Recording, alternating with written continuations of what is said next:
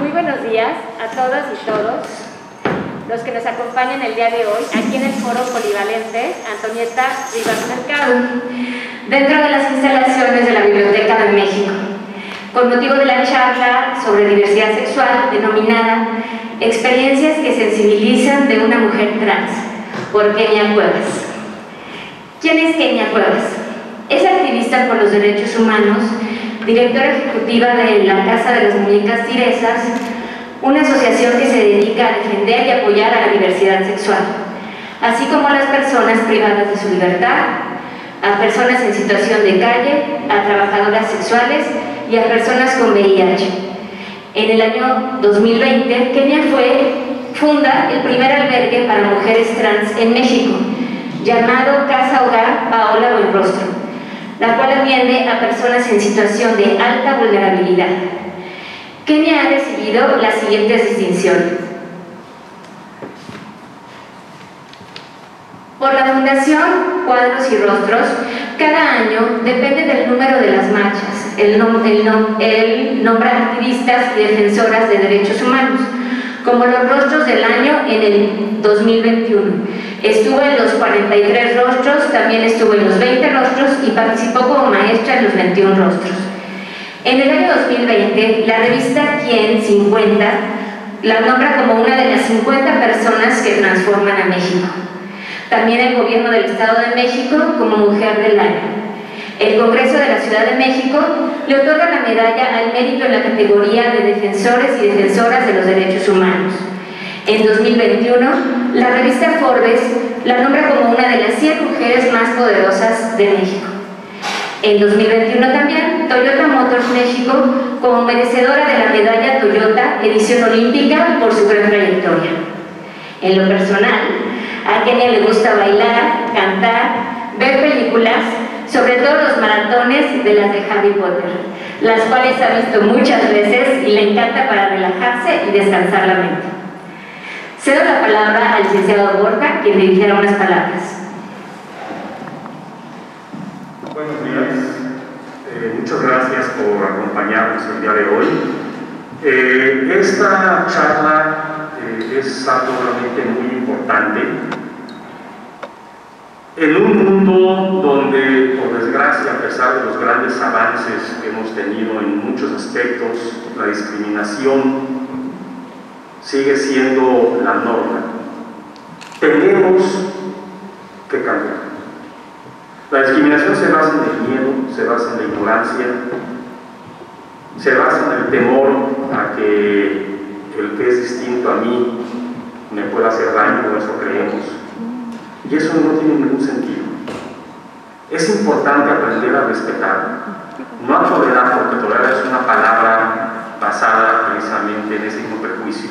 Tenemos que aprender a respetar, tenemos que aprender a convivir, tenemos que aprender que no importa lo que cada quien piense, lo que cada quien sienta, la forma en que cada quien actúe, todos somos seres humanos y eso nos hace a todos sujetos a los mismos derechos. Entonces, por eso creo muy importante este tipo de conferencias, el conocer, el aprender, y qué mejor de una persona pues que ha pasado por cosas muy difíciles y que sin embargo no pierde la alegría, ¿no? Me encanta una frase de Kenia: nuestra mejor venganza es ser felices. Creo que eso es algo que todos deberíamos de tener en mente siempre, ¿no? Lo importante es ser felices, no importa en qué pensemos, en qué creamos, cómo vivamos. Todos somos iguales. Entonces, por eso les agradezco muchísimo que estén aquí, que escuchen y sobre todo, pues que compartan el mensaje que el día de hoy se les va a compartir. Gracias por estar aquí con nosotros.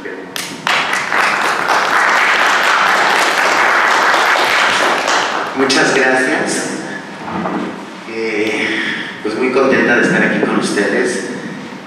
La verdad es que cada espacio en el que yo participo me da la alegría en el corazón, porque sé que las personas, después de conocer lo que tiene que enfrentar una persona de la diversidad sexual y de viva voz, pues toca esas fibras, ¿no? Esas fibras que tenemos como seres humanos y que puede llegar a cambiar chips, ¿no? A cambiar mentalidades que históricamente han sido construidas por esta sociedad. Y quiero empezar con mi propia vida para ir argumentando ciertos factores en mis propios procesos en los cuales la sociedad en la que nos involucramos todos, pues siempre somos los actores principales, ¿no? Entonces, yo vengo de una familia disfuncional, soy la menor de 7 hermanos.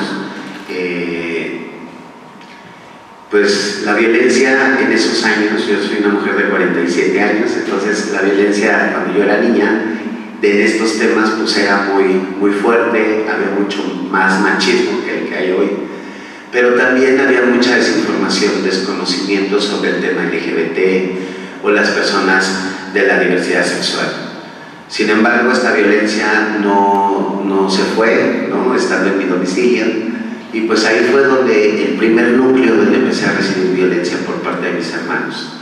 Mis hermanos todos los días me golpeaban, todos los días me exhibían, ¿no? O me gritaban en las calles, ¿no? Que pues yo lo que era, ¿no? En esos años se mencionaba una palabra pues que el día de hoy sabemos que no es la correcta, pero la voy a mencionar. Me decían, tú eres un puto, ¿no? Y por eso te pegamos. Toda esa violencia, en ocasiones mi abuela materna, que era con la que yo vivía, pues se metía y nos defendía, y pues se peleaba hasta con mis hermanos, que eran mucho mayores que yo. Mi madre no estaba porque mi madre vivía en Estados Unidos y mi padre decidió tener otra familia, ¿no? Él tenía su propia familia. Desgraciadamente yo fui producto de fuera de su matrimonio y eso pues fue que no tuviera convivencia con él. Sin embargo, cuando cumplo 9 años, mi abuela enferma y muere del corazón a causas de un paro cardíaco, y pues me quedo al resguardo de mis hermanos, donde la violencia siguió más fuerte. Ellos ya no se preocupaban ni por darme de comer, ni por llevarme a la escuela, ni por mis necesidades. Sin embargo, yo salí un día de la casa, busqué a un amigo de mi abuelita que en la misma calle donde vivíamos tenía un pequeño negocio, y le pedí trabajo porque no tenía que comer y tenía mucha hambre. Él me dio trabajo, empecé a trabajar, a ganar mi dinerito.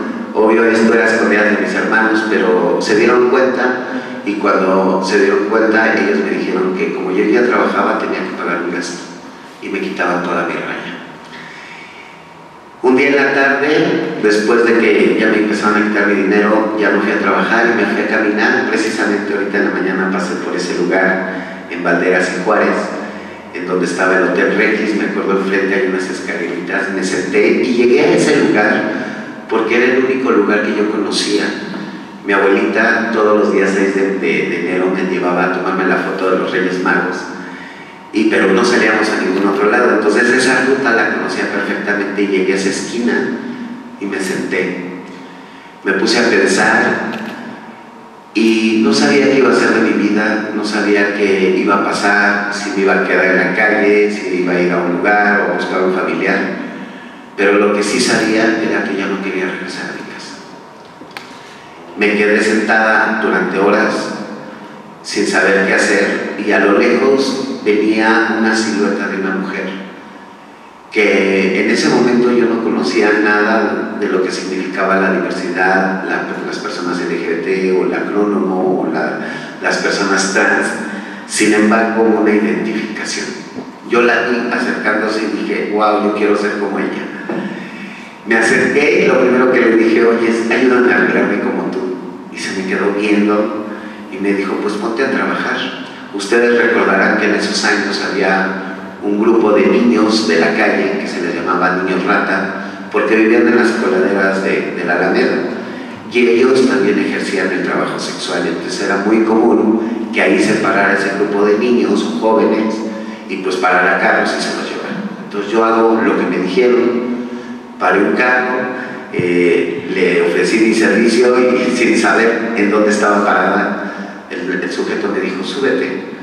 Entonces yo venía en el carro platicándole toda mi vida y diciéndole que me quería ir con él. Obvio no sabía dónde estaba parada, ¿no? Y él me decía, no te puedo llevar conmigo, yo la verdad tengo prácticas con niños, pero sé que me estoy metiendo en un problema, pero no te puedo llevar conmigo a vivir. No desanimes, me dijo. dijo, me acuerdo esa palabra muy bien, y me dio dinero para comer toda una semana y me pagó la habitación de hotel una semana.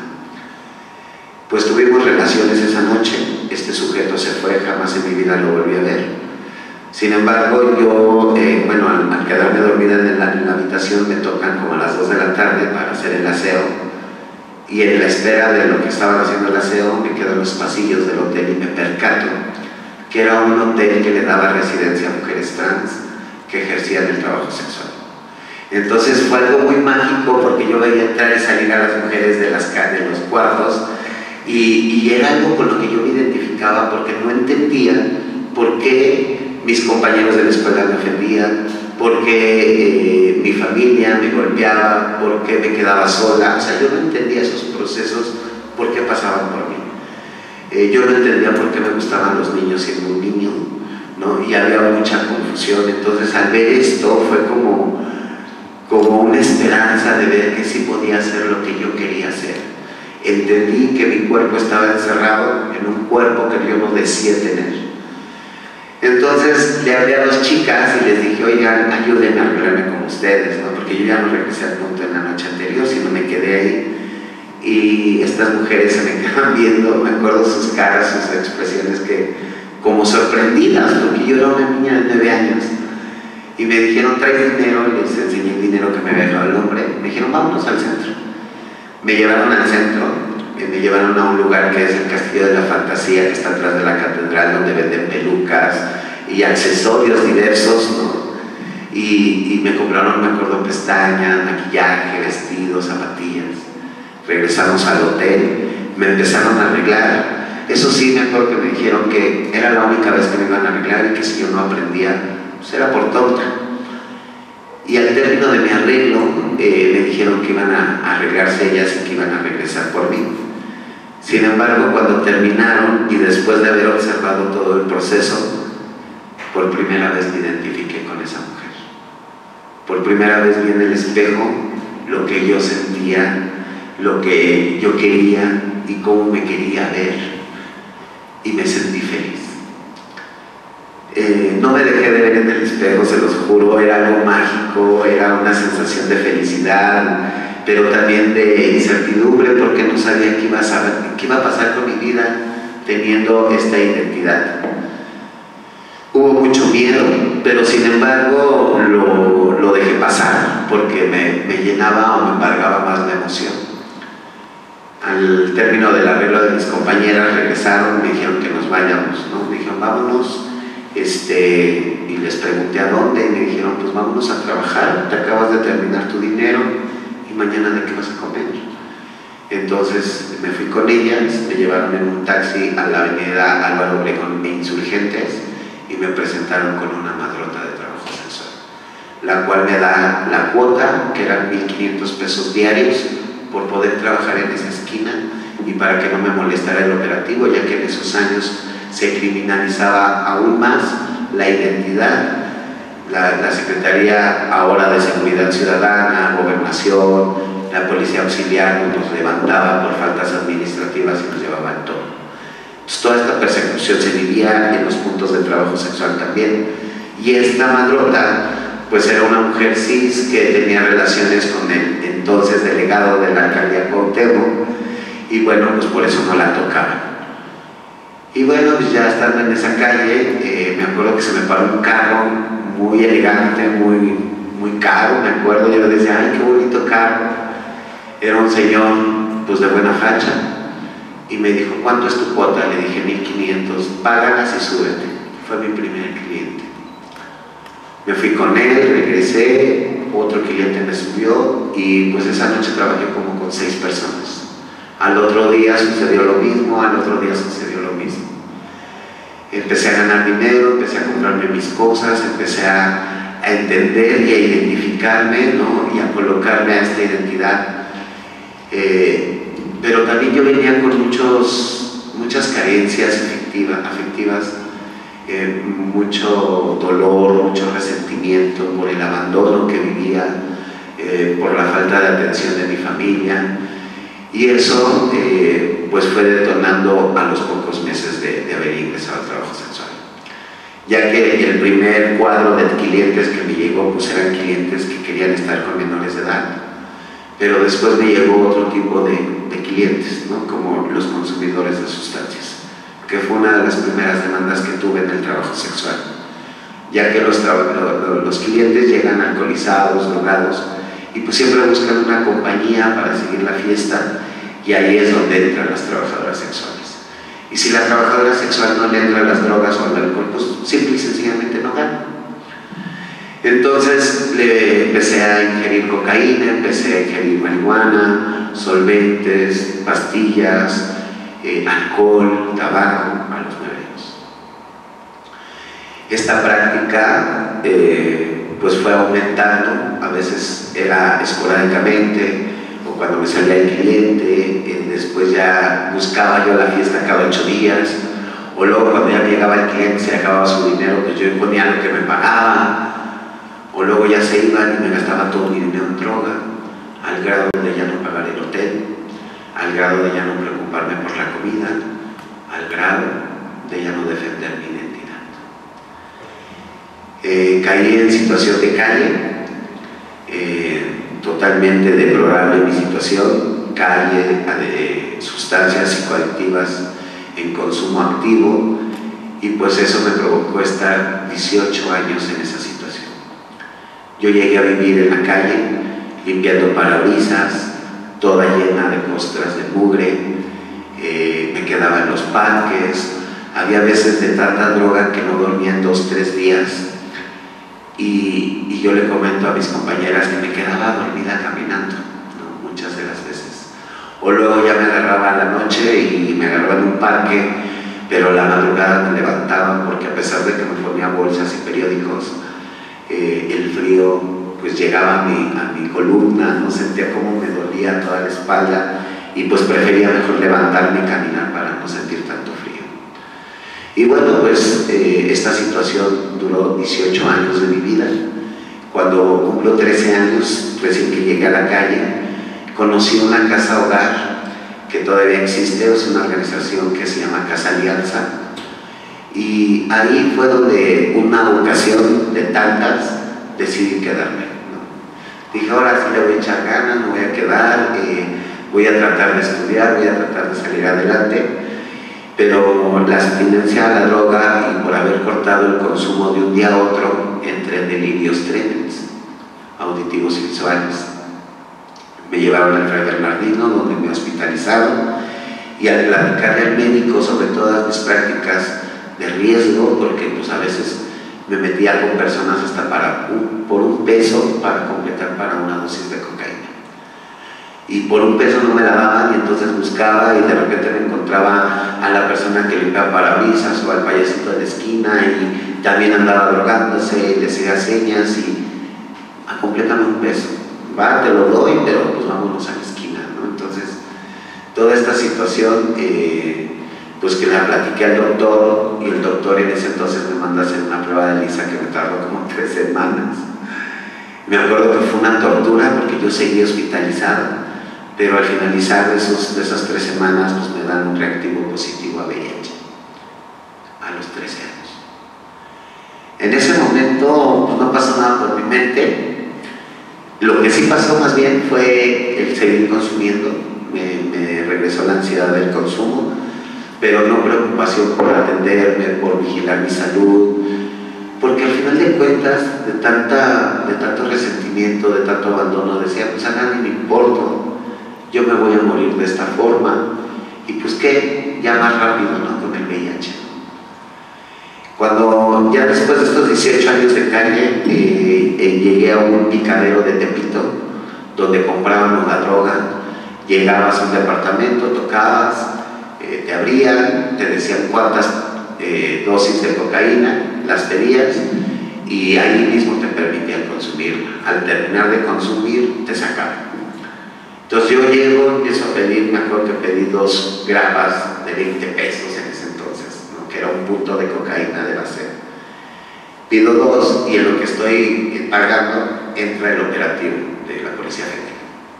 Tiran la puerta, todos al suelo, la chica que vendía la droga avienta la bolsa por inercia, y pues después que entra toda la policía, obvio la identificaron, toda la fiscalía sabe quién vende la droga.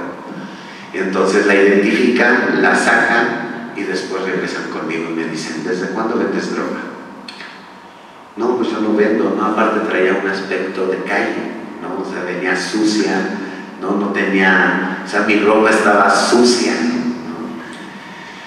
Total de que me suben a una camioneta, me trajeron aquí a Reforma, de Reforma me llevaron al Reclusorio Norte, y al segundo día, o sea, ni siquiera pasé por el proceso del Ministerio Público, ¿no? Al segundo día me llegó un auto de forma en prisión, en mesas prácticas del reclusorio, que ni siquiera me la notificó el mismo juzgado, sino nomás llegaron, me dieron la boleta, y ahí fue donde me enteré por el delito aquí, daños contra la salud, posesión y distribución, venta de 7 kilos de cocaína.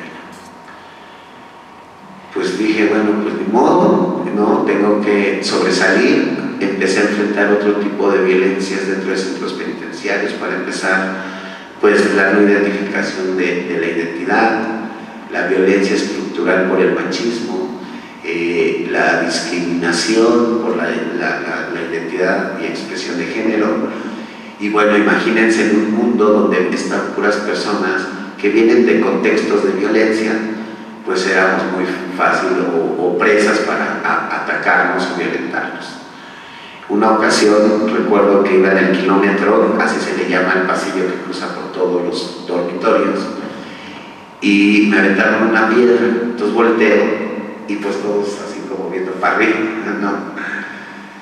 Y entonces sigo caminando y vuelvo a voltear y veo quién me quiso aventar otra vez otra piedra. Entonces me regreso y le digo, bueno, ¿qué traes? Y me dice, no, pues ¿tú qué traes? Y me saca una navaja. Pues cuando me saca la navaja lo que hago es quitarme la playera para hacer una muleta, así se le llama como para detener el arma blanca, y me la amarro en la mano. Entonces por reacción empiezo a defenderme y le logro quitar la navaja y se la enterro en el estómago. Me mandan a castigo, que es donde ya cuando paso al Consejo Interdisciplinario por la mala conducta, me declaro una persona que vive con VIH y me trasladan a la penitenciaria de Santa Marta Catitla, donde concentran a las personas que viven con VIH. En este dormitorio pues éramos atendidos por la Secretaría de Salud Pública, ¿no? Donde un médico general con el diagnóstico pues era el único que podía verte. No teníamos internista, no teníamos acceso a los medicamentos antirretrovirales. Y bueno, las personas que tomaban cierto medicamento que nos obligaban a tomar a todas las personas por igual que vivíamos con VIH, pues desgraciadamente se morían. Yo no tomé, igual un grupo de personas, como 15 personas no tomamos el medicamento y somos las personas que todavía estamos vivas, pero las otras personas que sí tomaban ese medicamento se morían.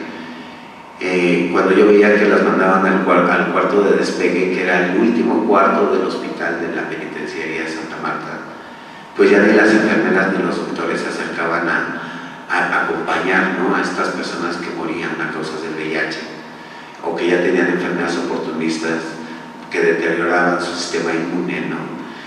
Y pues ni siquiera se acercaban a darles una pastilla para el dolor o para ver qué tenían, ¿no? Y pues yo decidí llevar esa comisión. Yo hablé con el director y le dije que yo quería cuidarlos, ¿no?, y acompañarlos, y me dio la autorización. Empecé a ingresar al hospital y eso detonó para que yo dejara las drogas, principalmente la cocaína, que era la que más daño me hacía. Empecé a enfocarme desde la mañana a lavarles, a acompañarles, a cambiarles la ropa, la cama, a veces hasta hacerlos reír, ¿no?, porque ya estaban también en un abandono institucional, de salud y familiar, ¿no?, quedaban solos totalmente. En ese sentido vi morir a más de 200 personas, unos en mis brazos, otros me avisaban, ya se murió tu pacientito, porque me decían que eran mis pacientes, o luego hasta los mismos médicos me decían, pues ya llévatelo a tu estancia, de todos ya se va a morir.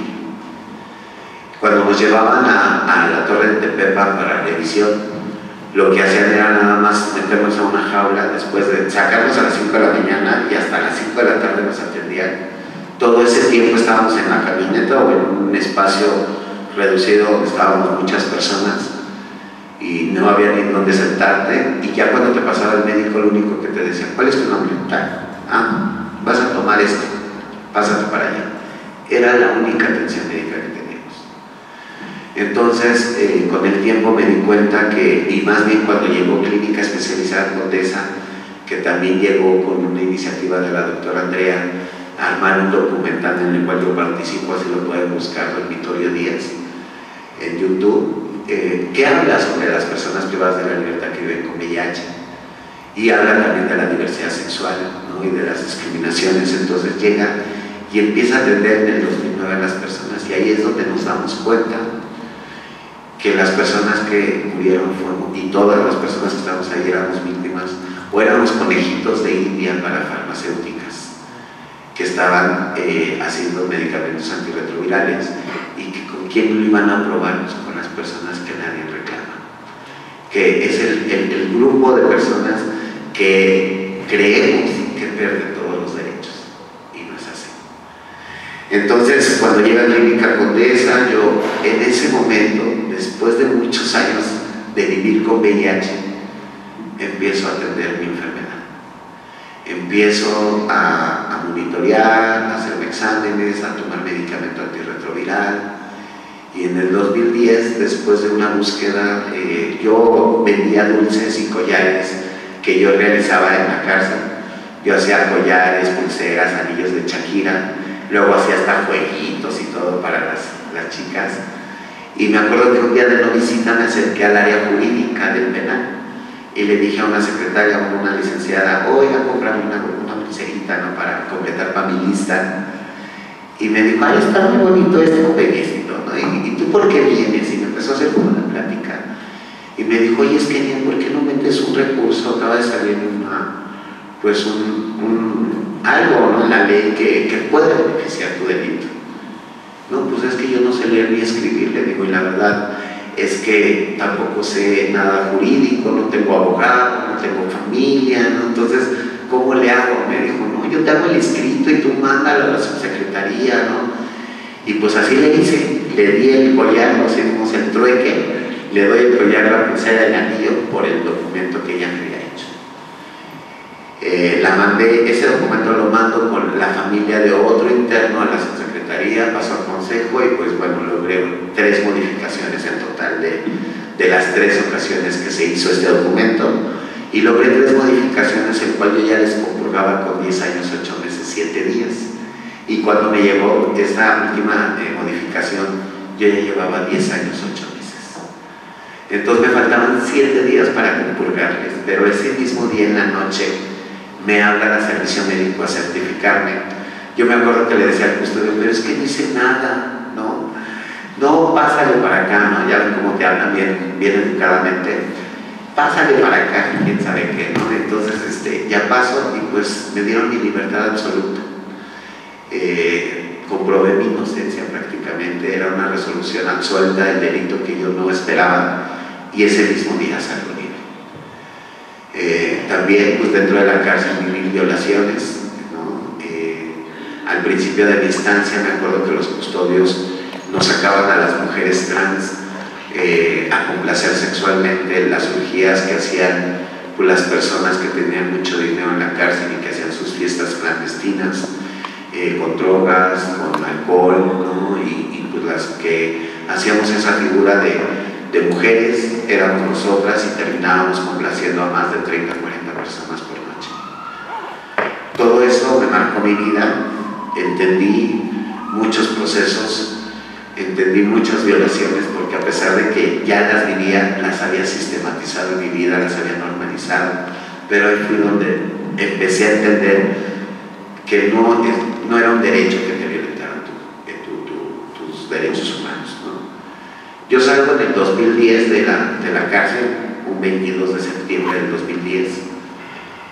Cuando salgo con mucho miedo, sin conocer a nadie prácticamente. Me daban miedo los carros, las calles, nadie me recibió a las 3 de la mañana, nadie supo de mi salida, y pues lo primero que hice fue acercarme a la avenida, y con todo y mi miedo, como toda mi vida me ha tocado enfrentarme,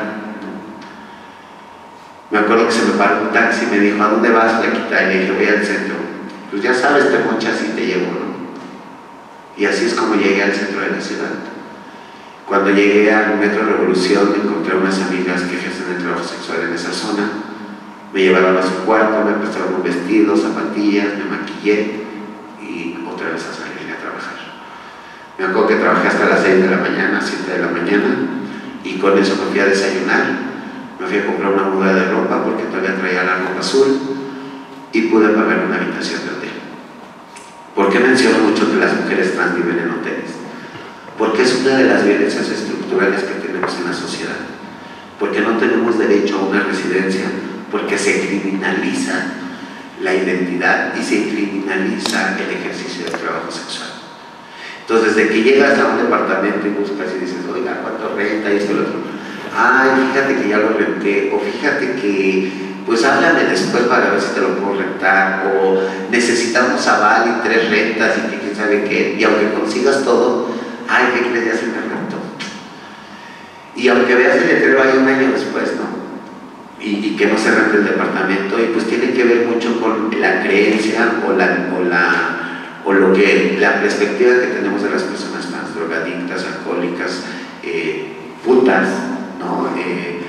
Promiscuas, ¿no? Y todas esas palabras que la sociedad ha descrito para las personas trans. Y eso es un detonante para que las rentas te renten un departamento. Entonces por eso llegó a un hotel otra vez y otra vez volver a empezar, sin antes mencionar que había perdido otra vez una casa, una familia, porque eso construí en la cárcel. Construí amigos, construí lealtades, construí hermandades que volví a abandonar y que me volvieron a abandonar. Yo me preparé ya en los últimos años de mi cárcel con unas organizaciones civiles para hacer prevención del VIH dentro de centros penitenciarios, el cual las organizaciones no llegan a todos los espacios de la cárcel. Entonces la estrategia de estas organizaciones era formar promotores, pares, para llegar a esos rincones de las cárceles donde no llegaba la sociedad civil, y así hacer entrega de insumos de barrera y también dar preconsejería e invitar a hacerse la prueba de detección de VIH. Entonces, como yo ya venía con esta formación, al salirme a hacer clínica Condesa, le digo a la doctora Andrea, ¿sabes qué? Pues dame el chance de darme los insumos como pruebas y condones, y yo con las trabajadoras sexuales voy a hacer este ejercicio de prevención, pero también si salen reactivos te los voy a vincular. Pues ella feliz, la verdad, de apoyar, y también yo, me empiezan a dar los insumos, y cuando yo iba al ejercicio de trabajo sexual, o sea, yo también era trabajadora sexual todavía, pues me iba a la esquina, en mi bolsa traía pruebas y condones siempre. Entonces ya salían las mismas chicas, oye, hermana, 3 condones, o ¿sabes qué, manita? Fíjate que me hice la prueba hace 3 años, salí reactiva, pero como no tengo papeles, nunca me he atendido. O ¿sabes qué? A mí me dijeron desde hace 7 años, pero me da mucho miedo, ¿no? Entonces empezar a platicar con ellas, empezar a trabajar el tema, ¿no? Informarlas, pues logré durante 6 años que hice esa práctica diaria, pues vincular a mucha gente a la clínica y que tuvieran adherencia al tratamiento, ¿no? Y tuve muchos casos de nuevos reactivos, también se vincularon a la clínica, y con las mujeres trabajadoras sexuales pues ya saben que un método de barrera fundamental es el condón, algo que todavía hace pues 10 años pues no conocían mucho, ¿no? O no lo identificaban dentro del trabajo sexual. Yo me acuerdo que cuando salí de la cárcel pues un 50% usaba el condón, ¿no? Entonces se empezó a regular eso, logramos que todas las trabajadoras sexuales usaran condón, que todas las trabajadoras sexuales, si tienen una práctica de riesgo, inmediatamente o sistemáticamente lleguen a la clínica. Y bueno, pues yo ya me había conformado con mis limitantes sociales de seguir ejerciendo el trabajo sexual, había ya construido una independencia, ¿no? Una estabilidad, porque ya tenía un espacio mío donde estaba construyendo pues mi hogar, ¿no? Y aparte en la semana acompañaba a todas mis hermanas, ¿no? Yo mi activismo así lo empecé, y yo siempre tenía el lema de decir, lo que hace mi mano derecha que no es a la izquierda, ¿no? Y así era feliz, ¿no? Sin embargo, en el 2016 pues, mi vida queda marcada porque me toca presenciar el transfeminicidio de Paola Buenrostro, una mujer trans, trabajadora sexual de 24 años, que fue asesinada en mis narices en la calle de Puente de Alvarado, cerca del Metro Revolución. Llegó un sujeto solicitando servicios. Estábamos 4 compañeras, las 3, entre ellas yo, bateamos al sujeto, le dijimos que no.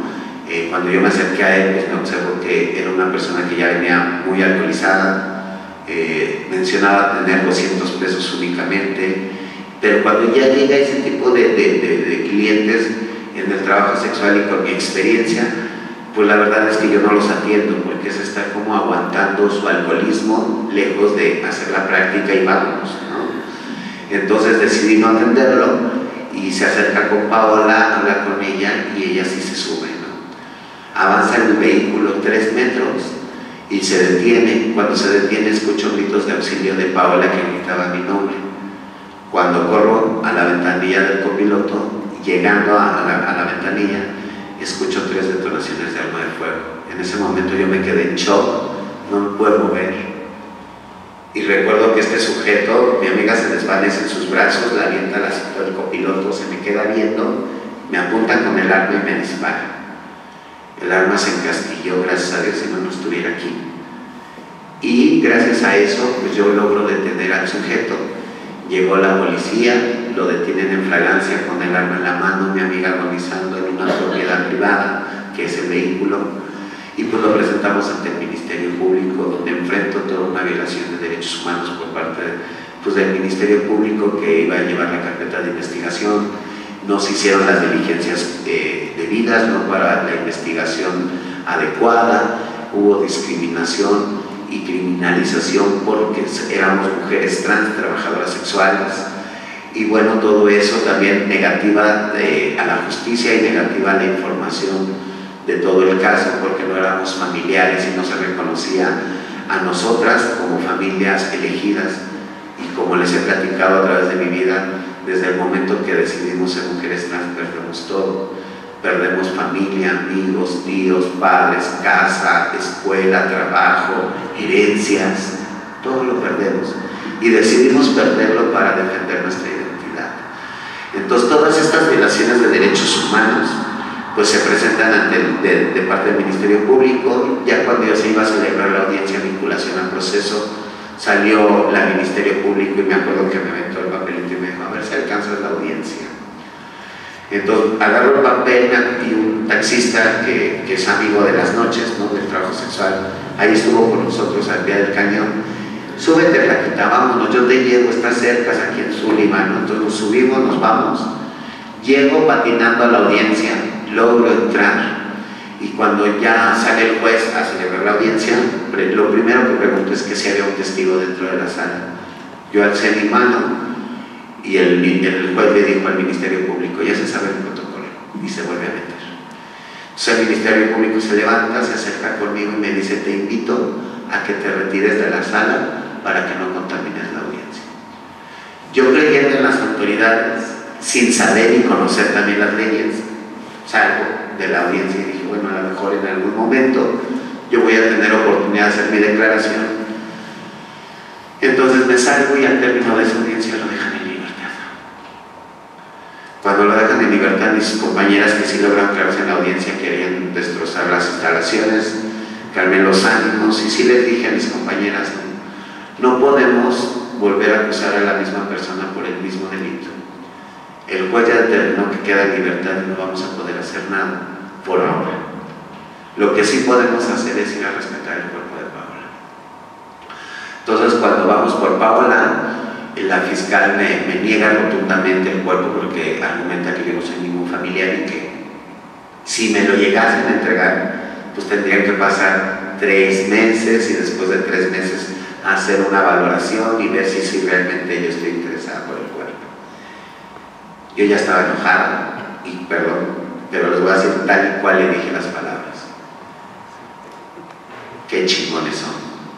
Ustedes lo único que quieren es que lleve en 3 o 4 meses nomás la lleve a cremar y me quede con las cenizas y recuerdo con dignidad, como la mujer que ella se desenvolvió, como ese ser humano que merece una cristiana sepultura, Carlos.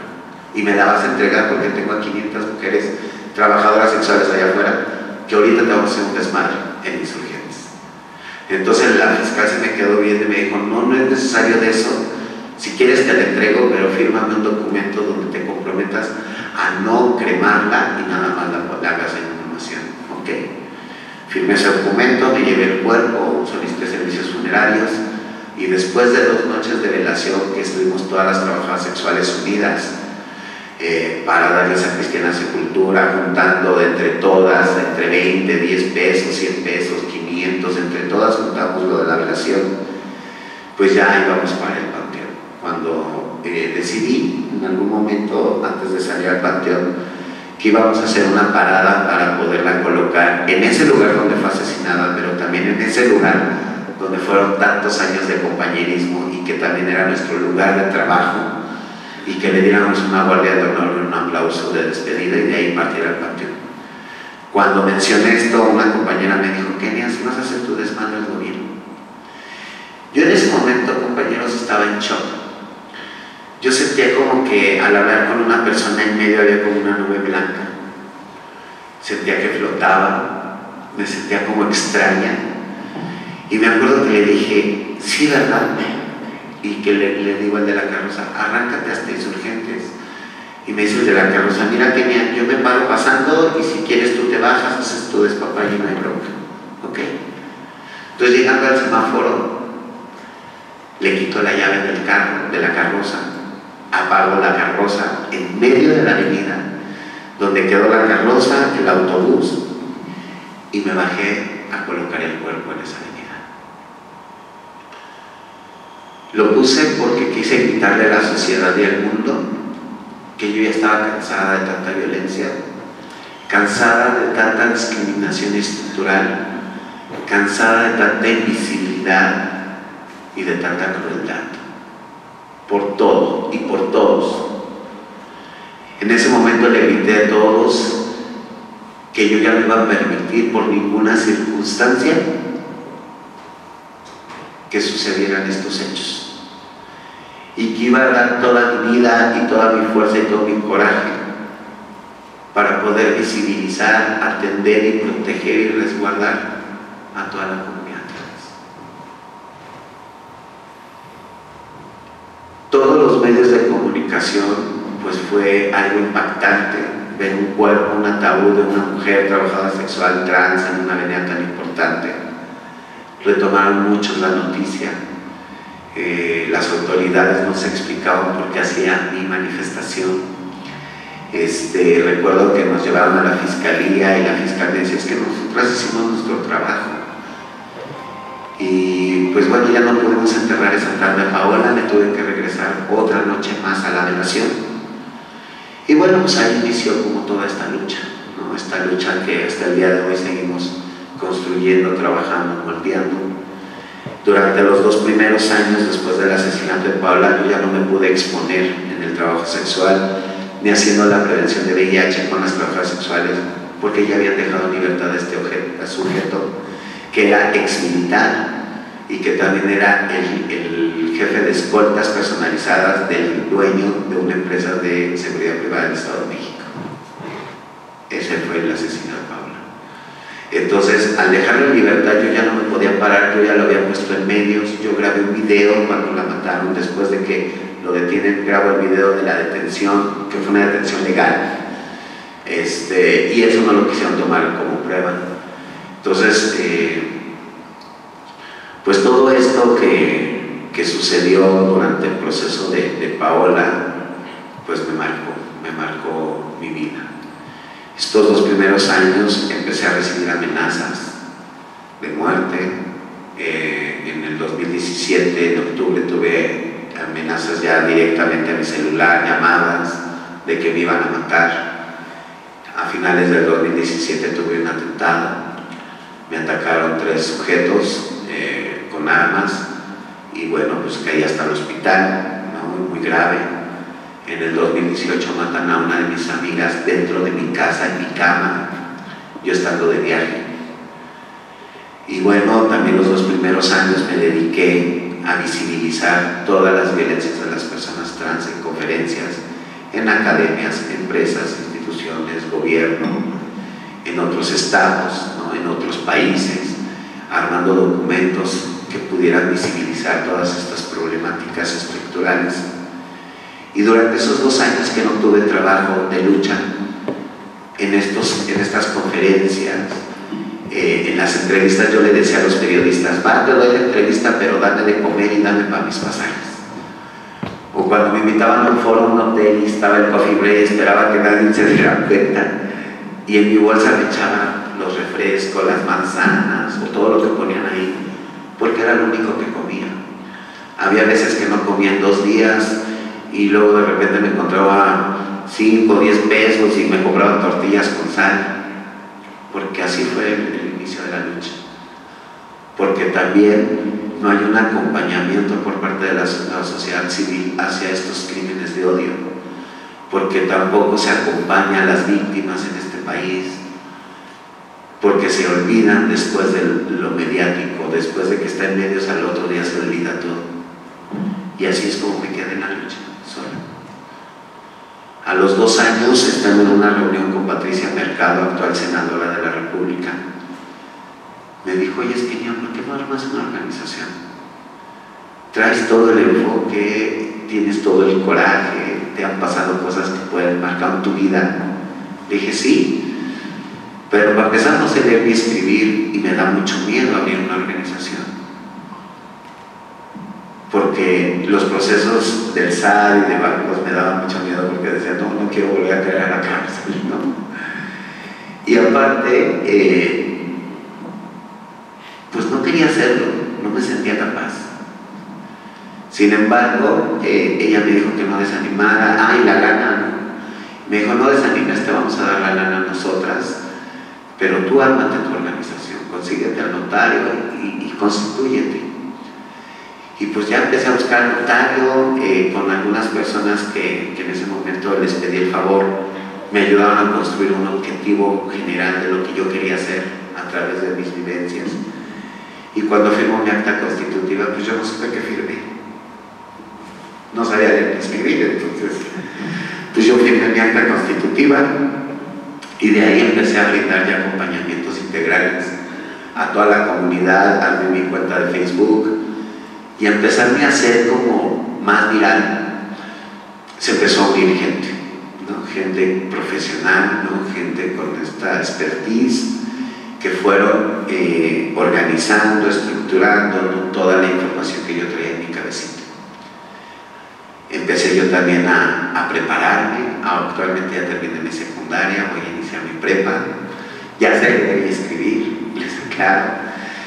Y bueno, pues fondo Casa de las Muñecas Tiresias, empezamos a hacer estos acompañamientos, y algo que detectamos dentro de los acompañamientos integrales que ya veníamos brindando, porque pues lo primero que hacíamos era hacer jornadas de VIH, salían reactivos, y al vincularlas a las mujeres trans, lo primero que detectábamos es que no tenían documentos de identidad. Una, porque no se identifican, y otra porque cuando salen de sus casas salen luego sin documentos, o los pierden en la calle o en los hoteles y nunca tienen documentos.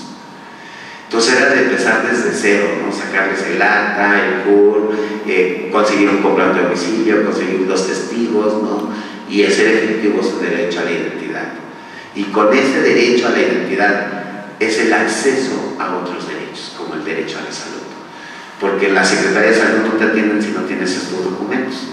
Entonces ya llevábamos los documentos, le aperturaban expediente, entonces ya tenía este acceso, les enseñaba todo el proceso, y pues las personas se regulaban, y pues solitas ya entendían que se tenían que estar atendiendo, y cómo llegar a la clínica, con quién llegar, cómo preguntar, y todo eso. Y pues eso es lo que generábamos. Pero también nos fuimos detectando que la gran mayoría de las mujeres trans que hacían el trabajo sexual abandonaban sus procesos, y tiene que ver con todo lo que les he contado, ¿no? Muchas de las veces pues no trabajaban en la noche, y pues la cita era a las 7 de la mañana, me decían: ¿sabes qué? No voy. O ¿sabes que acabo de meterme a dormir, Kenia, discúlpame? Entonces yo luego me peleaba con la clínica y le decía: no, tú le tienes que dar su cita, y me vale, ¿no? Y me decían: bueno, va, está bien, te damos la cita.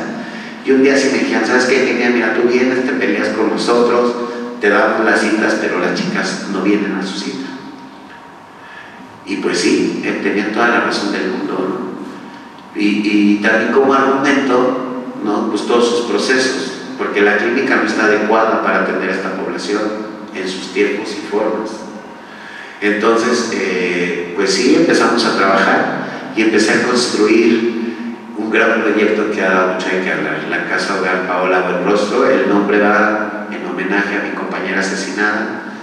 Y bueno, esta casa la empezamos a trabajar con la Civiso, el cual logramos el inmueble por medio de un convenio de comodato. Y bueno, pues gracias a eso empezamos a estructurar. Y una de las cosas que yo quería era que se inaugurara en enero del 2021. A mí me entregan el inmueble en diciembre del 2019. Entonces dije, tengo la apertura de todo un año para poder, ¿no? Organizar, habilitar, ¿no? Todo el espacio de Casa Hogar. Sin embargo, el 1 de abril llegó la pandemia a México, ¿no? Que fue cuando la doctora Claudia mandó a todos a que se resguardaran, que se fueran de cuarentena. Me acuerdo que ese día fue una locura porque también cerraron los establecimientos. Dentro de los establecimientos que cerraron fueron los hoteles. Entonces, de un día a otro, las trabajadoras sexuales trans se quedaron sin casa, pero también se quedaron sin esa herramienta de su trabajo, que es el trabajo sexual, ¿no? Porque los hoteles es donde ejecutamos el trabajo sexual. Entonces, como cerraron todos los hoteles, ellas se quedaron en la calle con sus maletas, sus mascotas, sus cosas. Y ese día me acuerdo perfectamente porque fui a hacer un recorrido de manera inmediata a Revolución. Y estaba una tormenta horrible. Entonces me acuerdo que me junté como a 7 chicas y les dije, ¿saben qué? No tengo una casa como tal. Tengo un espacio que pienso hacer un albergue, pero si lo quieren ocupar, ocúpenlo, ¿no? Vámonos y ya vemos cómo le echamos agua a los frijoles, vemos cómo lo vamos organizando, y así empecé en Casa Hogar. Eso fue el 2 de abril del 2020. Para finales de julio del 2020 ese espacio ya estaba totalmente habilitado gracias a toda la sociedad, porque hicimos convocatorias y la gente donó todo el tiempo.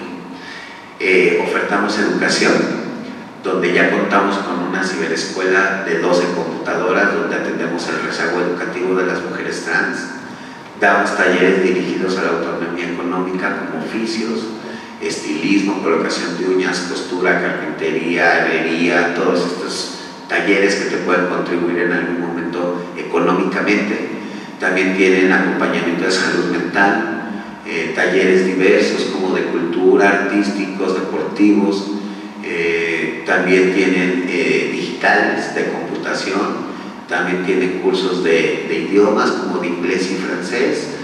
Y bueno, todo esto se va construyendo en 4 etapas dentro de la Casa Hogar, que es ingreso, intermedios, avanzados y vida independiente.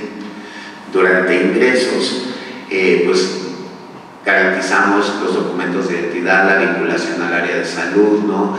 Investigamos todo su proceso educativo, y ya cuando deciden quedarse y pasar al área de intermedios, ya se inscriben a la escuela en donde se hayan quedado. Se empiezan a incorporar todos los talleres de autonomía económica, artísticos, deportivos y de toda la dinámica de la casa.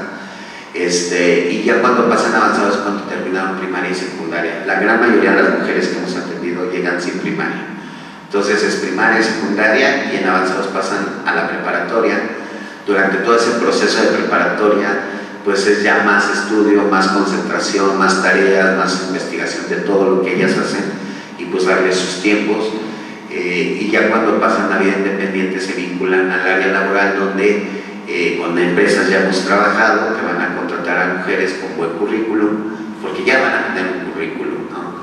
Entonces, con esto, empezando a trabajar, durante 6 meses se va a crear un fondo de ahorro. Ellas mismas lo van a resguardar, pero se va a vigilar.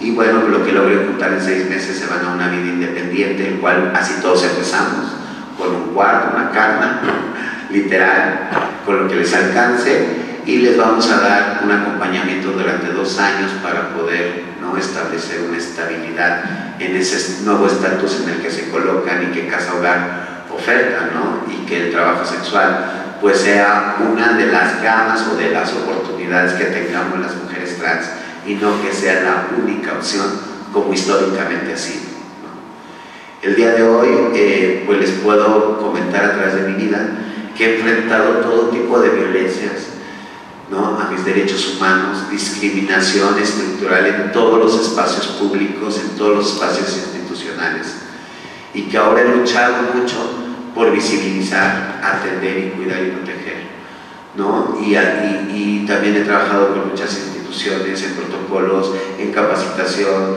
y ahora pues agradecida con las bibliotecas Vasconcelos, porque pues vamos a poder llegar a otro tipo de público, otro tipo de escenarios, a empezar a modificarnos y a deconstruirnos y volvernos a construir, porque así es el ser humano diverso, porque así somos diversos. Empezamos a ver, yo sueño con un mundo sin etiquetas, porque las etiquetas lo único que hacen es hacer pequeños fragmentos de sociedad, y si este fragmento no se identifica con este, no cabe. Desde ahí empieza la exclusión, la discriminación. Si nos empezamos a ver como un todo, un ser humano, que reímos, lloramos, cagamos, sentimos y nos echamos pedos igual que todos, vamos a poder entender el sentido de la vida. Yo tuve que hacer un ejercicio hace muchos años cuando empecé a cuidar a estos enfermos en la cárcel, un ejercicio del perdón, donde pude identificar toda la gente que me hizo daño y la perdoné.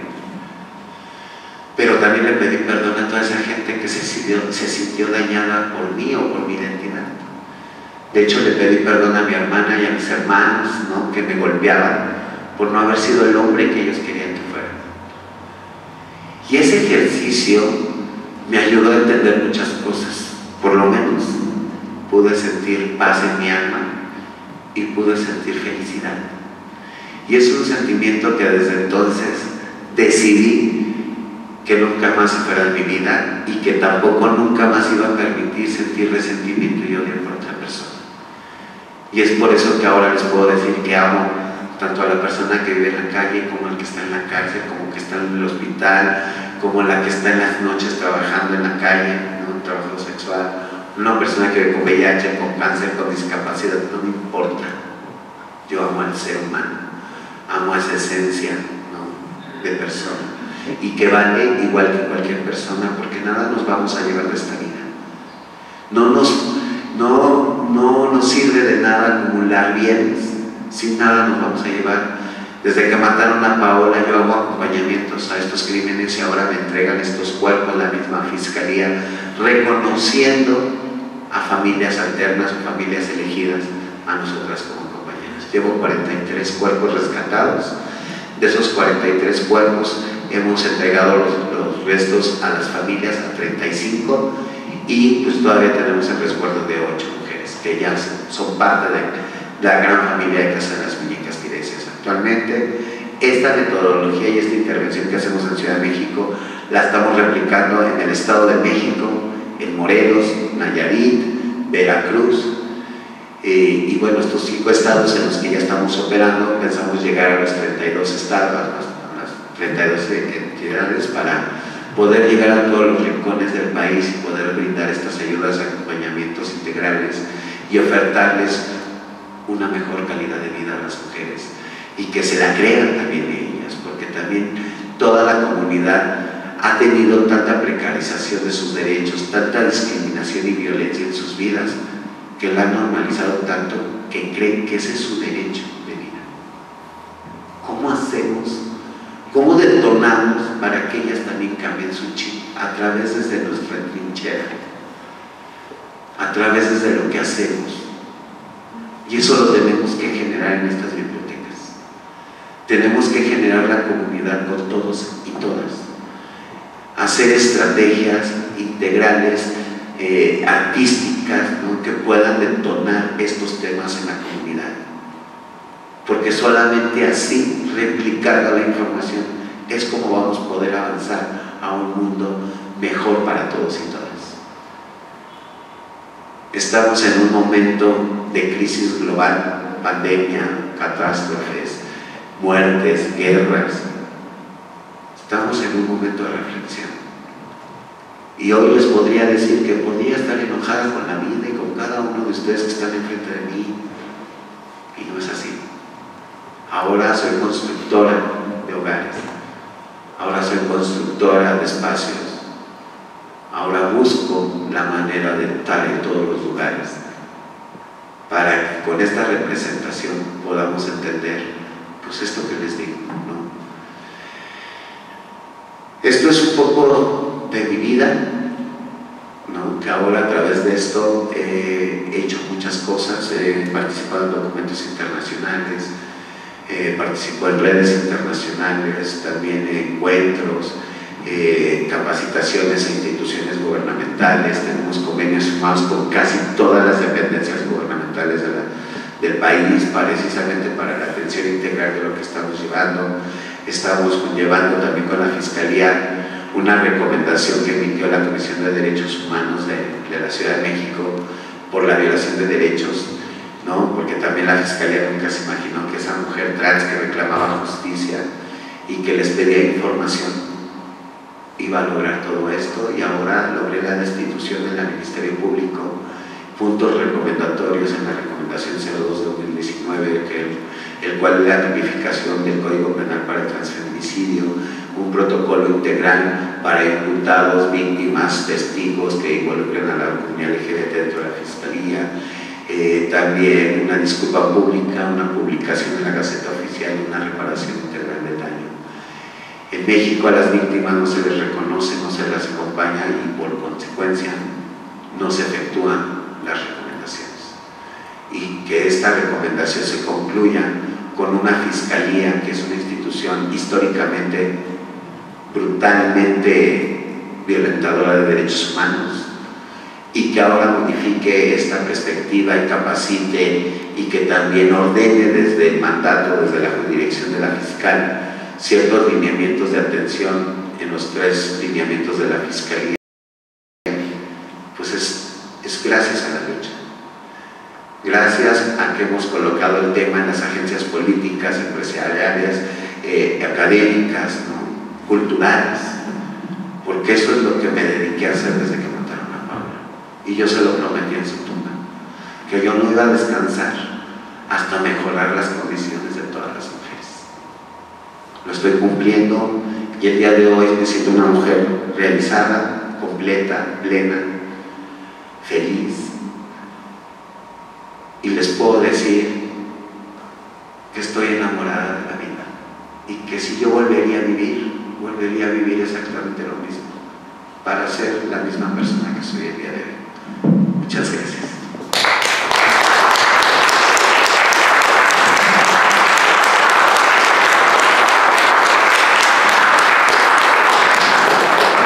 Pues no sé si tengan alguna pregunta, alguna duda. Esto es como más de sensibilización. Va a llegar en algún momento un taller que se está trabajando junto con los directivos de aquí de las bibliotecas, donde ya viene como un aprendizaje, ¿no? De todo lo que es la comunidad, la diversidad, el acrónimo, las banderas, las luchas, la historia, todo esto para que ustedes vayan entendiendo todavía más los procesos. Esto es una plática, una charla introductoria de sensibilización, el cual pueda tocar sus corazones y de esa forma ir tocando otros corazones más y decirles que pues, nuestra mayor venganza es que seamos felices. Pues no sé si quieran una participación, algún comentario, un chisme, una intriga. Y también ahorita nos han llegado muchos casos. Yo creo que lo que se ha detonado con la ley de infancias trans es eso, que las familias busquen ayuda, y una de las primeras organizaciones que encuentran es Casa de las Muñecas, el cual tratamos de orientar, acompañar y vigilar que realmente se garanticen los derechos de la infancia trans, pero también cuidamos, ¿no?, el proceso de los derechos del niño y de la niña, ¿no? Sí, estamos trabajando en el tema y también estamos participando en la ley de infancias trans. Yo creo que lo principal, bueno, lo primero es que los prejuicios y todo eso se construye por la desinformación, por los miedos. Entonces, al momento de informar adecuadamente, ¿no?, sobre estos temas, que no, yo quisiera que no se tomara como una etiqueta más, ¿no? sino que lo pudiéramos profundizar más allá de LGBTI, no obvio, se menciona porque es el tema, pero que lo redondeáramos a todas las personas, ¿no? A todas las posibilidades habidas y por haber de las diferencias, ¿no? Y creo que lo que sí quiero que detone este curso es que los mismos bibliotecarios puedan construir estrategias artísticas y culturales dentro de sus espacios y replicar toda esta información, que al final del día la información trasciende, transforma, ¿no? Y que cambia formas y visiones y perspectivas de situaciones, ¿no? Entonces también vamos a quitar el miedo, ¿no? Yo creo que el miedo a lo diferente, el miedo a colocar estos temas tabú, ¿no? Creo que eso también quisiera que sucediera, y que creo que sí va a suceder, ¿no? La verdad es que ayer estuvimos revisando el curso o el gran avance que llevan, y la verdad es que lleva un buen enfoque, una muy buena mirada de información, pero también de historia, de luchas históricas, porque pues esto es desde el día de hoy o del día de ayer, ¿no? O sea, desde los griegos existe la homosexualidad, desde la Edad Media, o sea, de todas las etapas de la historia hemos enfrentado. Ha habido etapas de la historia que se ha criminalizado, se ha asesinado, ¿no?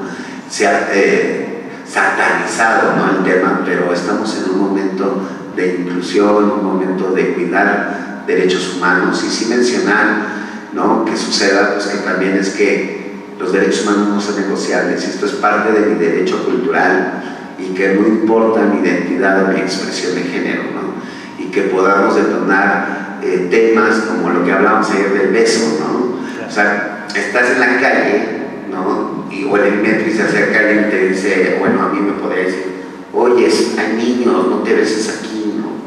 Pero veo 20 parejas cisgénero que se besan en la calle, y eso no se criminaliza. Entonces, ¿qué están criminalizando? ¿Mi identidad y mi expresión de género o el beso?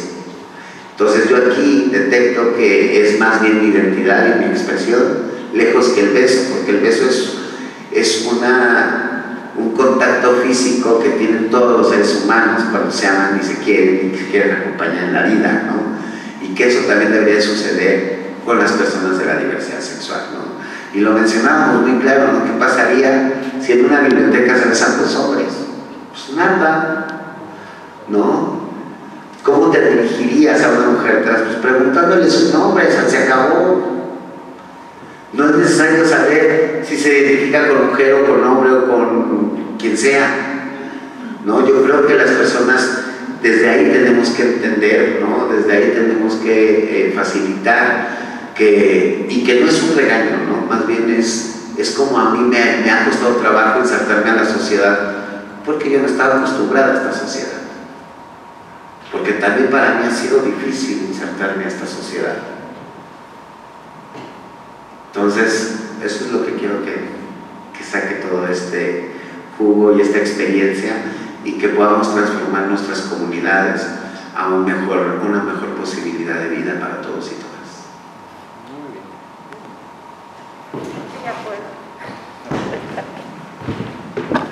Pásense el gel y pásense el micrófono. Gracias. Bueno, después de escuchar las palabras de Kenny, una mujer realmente admirable, como pueden ver, pues tiene una vida bastante difícil. Creo que muchos de acá en Kenia, pues, y me incluyo, quizás no hubiéramos sido capaces de resistir lo que tú has pasado, ¿no? Es una realidad. Hay que estar conscientes de que la discriminación muchas veces va a acompañar una violencia terrible. Kenia logró aguantar, logró sobrevivir, y aquí la tenemos ahora luchando. Muchas felicidades de verdad por eso, Kenia. Pero pensemos en cuántas personas no lo han logrado. ¿Cuántas personas han muerto? Hombres, mujeres, niñas, niños, víctimas de esa violencia derivada de la discriminación. Por eso tenemos que ser parte de un movimiento que logre terminar con eso. ¿Va a ser difícil? Pues claro, va a ser difícil. El machismo está muy arraigado, por desgracia, no solamente aquí en México, es un problema a nivel mundial. Sí. Pero tenemos que hacer algo. Tenemos que luchar, tenemos que combatir contra esas ideas. No podemos seguir permitiendo que esa violencia permee nuestra sociedad. No. Hay que hablar, hay que divulgar, hay que pelear con qué. ¿Para qué? Para que no haya más personas que mueran por culpa de esa discriminación. Porque no solamente es por motivos de diversidad sexual. La discriminación es por todo. Por el color de la piel, por las ideas, por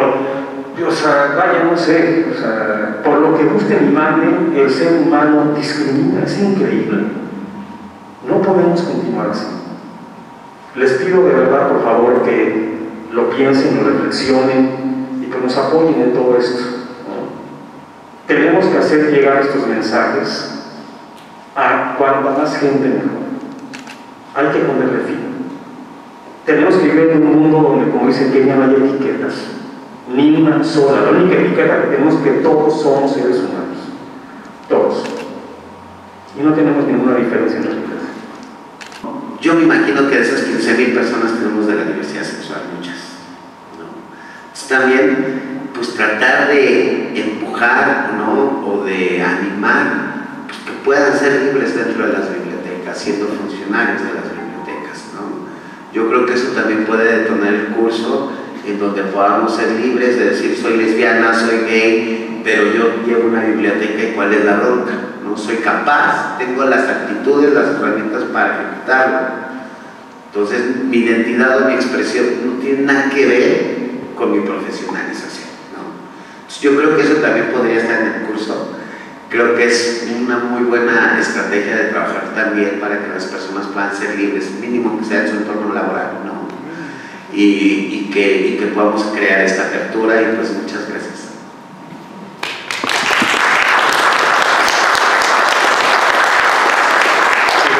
La biblioteca, como dijimos ya en un encuentro, tiene que ser un espacio libre de discriminación, en el que pues estuviste tú presente, ¿no? Sí. Pues les agradezco muchísimo su presencia en nombre de la Dirección de Bibliotecas. Gracias por estar aquí. Espero que esta plática, como les comentaba hace un momento, nos haga reflexionar, nos haga pensar, nos haga cambiar muchas ideas, ¿no? Muchas gracias.